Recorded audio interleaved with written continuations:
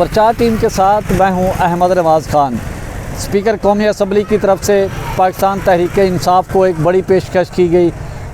हुकूमत और पाकिस्तान तहरीक इंसाफ के दरमियान अब तक कितने राउंड हो चुके हैं मुज़ाकरात के और उस पर क्या पेशरफ्त है और स्पीकर कौमी असम्बली ने पाकिस्तान तहरीक इंसाफ को क्या पैगाम पहुँचाया वो अब तक पहुँचाना चाहते हैं। दूसरी तरफ हुकूमत की इत्तेहादी जमात पाकिस्तान पीपल्स पार्टी जो है वो हुकूमत के आमने सामने आ गई है।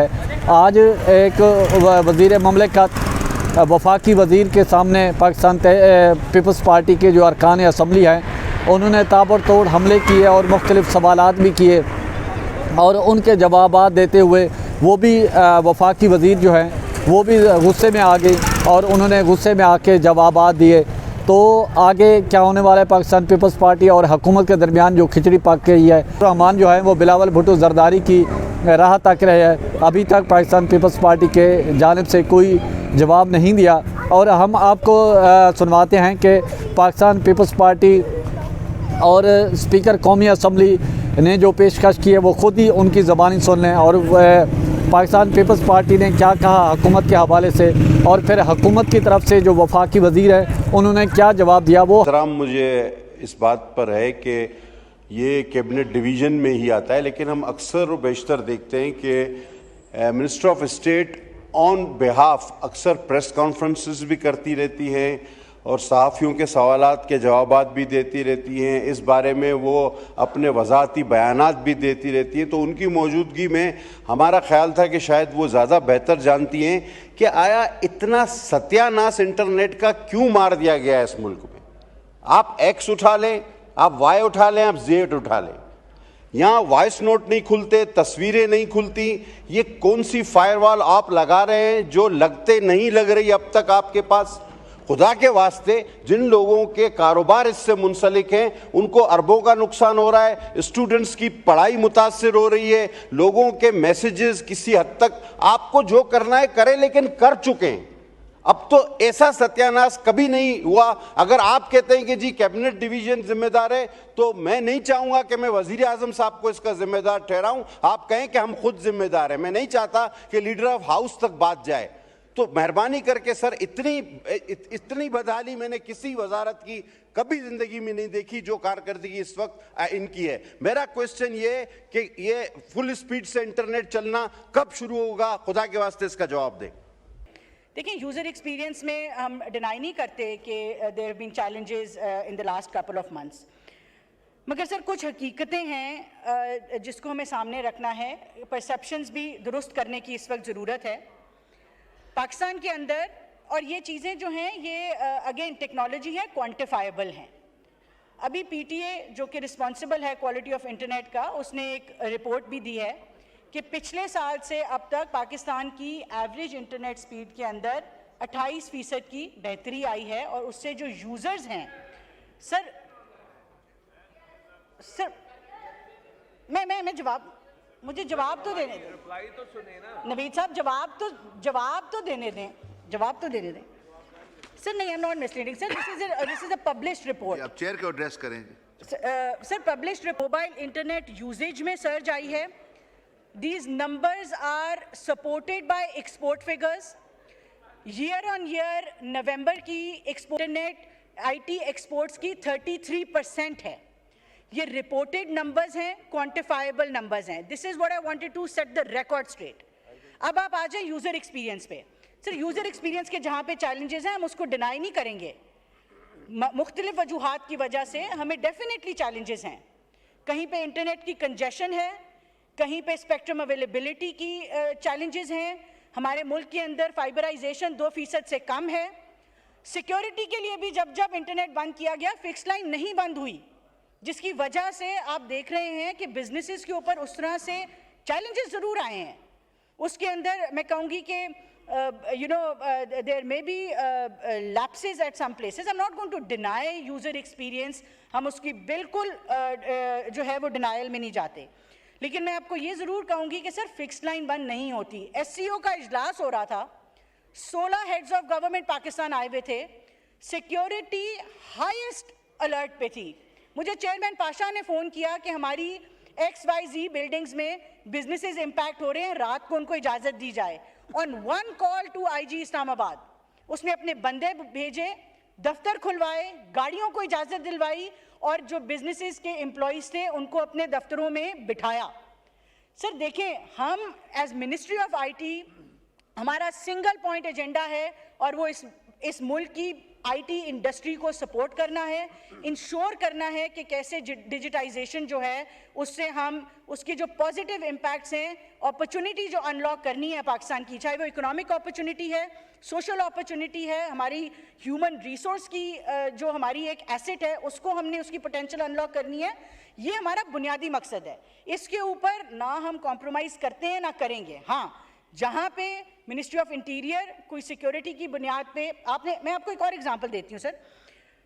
तमाम यहाँ पे जो हमारे मेंबरान बैठे हैं किसी ना किसी वक्त में हुकूमत में रहे हैं। इस मुल्क में अशूरा आता था, पूरे मुल्क का इंटरनेट क्या फ़ोन सर्विस बंद होती थी।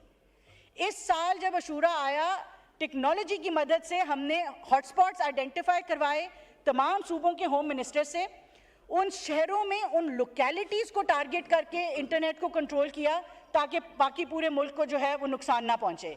आज से पहले ये नहीं होता रहा, ये तमाम लोग हुकूमत में रहे हैं, यहाँ पे मुतअद्दिद आईटी मिनिस्टर्स बैठे हुए हैं, आप पूछ सकते हैं इनसे। हमारी पूरी कोशिश है कि हम टेक्नोलॉजी को इस्तेमाल करते हुए लोकलाइज करें ताकि हमें ये मैस लेवल के ऊपर शटडाउन्स ना करने पड़ें, मोबाइल सर्विसेज बंद ना करनी पड़े, फिक्स लाइन को इम्पैक्ट ना आए। मोबाइल ब्रॉडबैंड की जहाँ तक बात है, जहाँ पे सिक्योरिटी के चैलेंजेस आएंगे सर, नेशनल सिक्योरिटी से आगे तो कोई चीज़ नहीं है। And with the transition of paradigms, whether it's economic paradigm और सिक्योरिटी पैराडाइम, जैसे जैसे ये सिक्योरिटी पैराडाइम टेक्नोलॉजी की तरफ शिफ्ट होगा, हमें साइबर सिक्योरिटी बेहतर करनी है सर। इस मुल्क की हमने साइबर अटैक से अपने आप को बचाना है, डेटा लीक से बचाना है। हमारे दुश्मन ममालिक डिजिटल अटैक्स करते हैं, हमने उसके अगेंस्ट डिफेंस खड़ी करनी है। हमारे मुल्क में सर पिछले 2 महीने में 150 से ज़ायद जो हैं वो लॉ इन्फोर्समेंट एजेंसीज, सिविल और मिलिट्री के जो हैं वो शहीद हुए हैं। तो हमने उन तमाम चीज़ों को सामने रखते हुए एक बैलेंस क्रिएट करना है बिटवीन इंश्योरिंग कि हमारा सिटीजन सिक्योर हो, हमारी वल्नरेबल कम्युनिटी सिक्योर हो। यहाँ पे रिलीजियस बेसिस के ऊपर इश्यूज होते हैं, यहाँ पे सोशल कंटेंट कुछ ऐसा है जो पीटीए ब्लॉक करती है। हमारी भरपूर कोशिश है कि हम वो ऑप्टिमल बैलेंस क्रिएट करें कि जहाँ पे इनोवेशन, ग्रोथ और इन्वेस्टमेंट इम्पैक्ट किए बगैर हम नेशनल सिक्योरिटी, अपने लोगों की सिक्योरिटी, वल्नरेबल कम्युनिटी की सिक्योरिटी, डेटा प्रोटेक्शन, प्राइवेसी कैसे इंश्योर कर सकते हैं। और सर आखिर में मैं सिर्फ इतना कहूँगी कि एज मिनिस्ट्री ऑफ आईटी, मैं वज़ीर आज़म साहब हों, फाइनेंस मिनिस्टर बैठे हैं वो हों, मेरी इंटीरियर मिनिस्टर से हर वक्त इस बारे में राब्ता रहता है, लॉ मिनिस्टर बैठे, सर पूरी कैबिनेट जो है वो आईटी इंडस्ट्री के पीछे खड़ी हुई है, SIFC समेत। मैंने आज तक, चाहे वो बजट की बात है, वो किसी भी चीज़ की बात है सर, वज़ीर आज़म से लेके नीचे तक हर बंदा सपोर्ट में खड़ा है। हमें शौक नहीं है कि इंटरनेट बंद हो, ना हमें उससे कोई फ़ायदा होता है ना खुशी मिलती है, ना मेरे पास कोई बटन है जिससे मैं इंटरनेट बंद करती हूँ। हाँ, इस मुल्क में रेगुलेटरी मैकेनिज़म्स हैं, अगर सिक्योरिटी कंसर्न्स रेज होते हैं वो डायरेक्ट PTA को एज रेगुलेटर जाते हैं, उनकी वहाँ पे जहाँ पे वो सिक्योरिटी कंसर्न्स रेज करते हैं वहाँ पे हमारी इतनी हम ज़रूर कोशिश करते हैं कि टेक्नोलॉजी को इस्तेमाल करते हुए यूज़र्स को हम मिनिमल लेवल के ऊपर तकलीफ पहुँचे। और मैं माजरत खा हूँ ज़ाती तौर पे जहाँ पे यूज़र एक्सपीरियंस में चैलेंज आया है, भी हुकूमत में रहे। पूरे पाकिस्तान का इंटरनेट 274 मेगाहर्ट्ज़ के स्पेक्ट्रम पे चलता है। पिछले 6 महीने में मैं attorney general, minister of law, वज़ीर आज़म का शुक्रिया अदा करना चाहती हूँ। उन्होंने लिटिगेशन से 550 मेगाहर्ट्ज़ लिटिगेशन से जो है वो हमें क्लियर करवा के दिया है।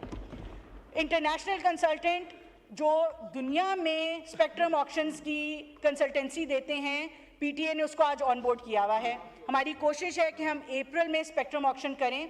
ये 274 मेगाहर्ट्ज़ का जो स्पेक्ट्रम है ये हमारी आबादी के लिए कम है। जब ये बात करें तो हमारे बहुत अदब के साथ ऑपोजिशन के जो मेंबरान हैं उसको मज़ा में उड़ा देते हैं कि जी आबादी ज़्यादा है तो इंटरनेट, ये बात नहीं है सर, टेक्निकल बातें हैं, समझ के करने वाली हैं, रिस्पॉन्सिबली करने वाली हैं। ये 274 मेगाहर्ट्ज़ जो है स्पेक्ट्रम, ये बहुत लिमिटेड है हमारी आबादी के लिए। हम लोएस्ट में फीचर करते हैं दुनिया के अंदर जब स्पेक्ट्रम डेंसिटी की बात आती है।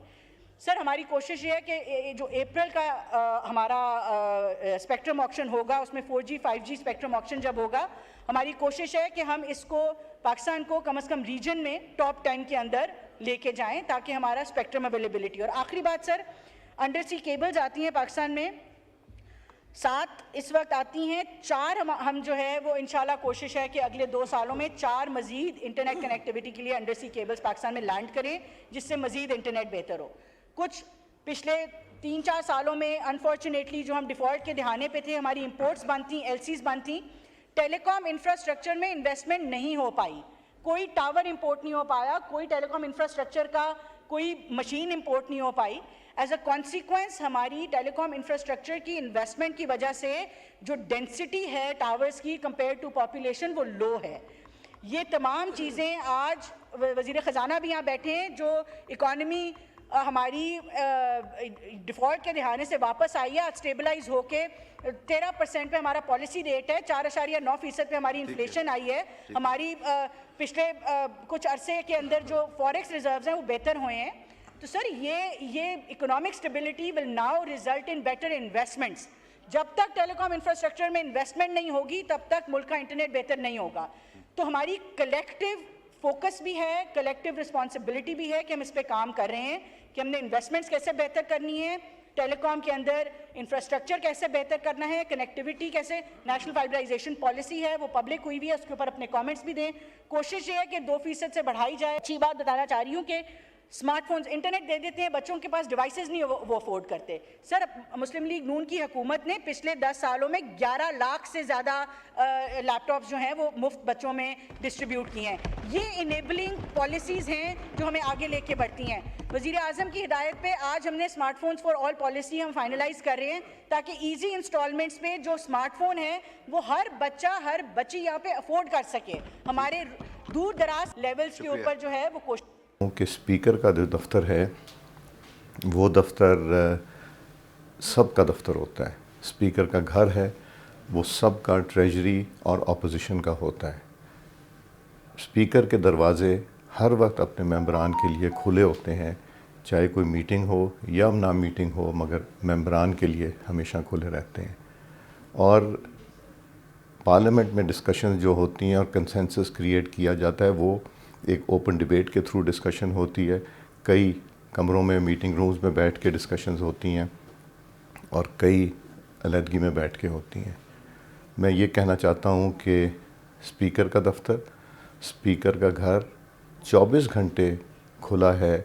अगर अपोजिशन और गवर्नमेंट तशरीफ़ लाना चाहें और मुज़ाकरात की बात करना चाहें, मिल बैठ के तलख़ी ख़त्म करने की बात करना चाहें, मुल्क के मफाद की जो चीज़ें हैं उनको सामने रख के उनके ऊपर डिस्कशन किया जाए, लॉ एंड ऑर्डर की सिचुएशन है उसके ऊपर नज़र डाली जाए, तो हम अगर बैठ के ये बात करना चाहें और इस तरह की बेशुमार और चीज़ें, क्लाइमेट के इश्यूज़ हैं, सूबों की खुद मुख्तारी का इशू है, हम इन सारी चीज़ों के ऊपर स्पीकर का दफ्तर है। जब तक मैं स्पीकर हूँ मैं इसमें इंशाअल्लाह कोई कमी नहीं आने दूँगा। और मेरे लिए काबिल एहतराम है मेरे मेंबरान, चाहे वो ट्रेजरी के हैं चाहे वो अपोजिशन के। मैं ये पैगाम देना चाह रहा था जो मैं आज भी मसरूफ़ हूँ। स्पीकर साहब सऊदी अरेबिया से डेलीगेशन लेके आए हैं जो चाहते हैं कि हमारे साथ मामलात पार्लियामेंट टू पार्लियामेंट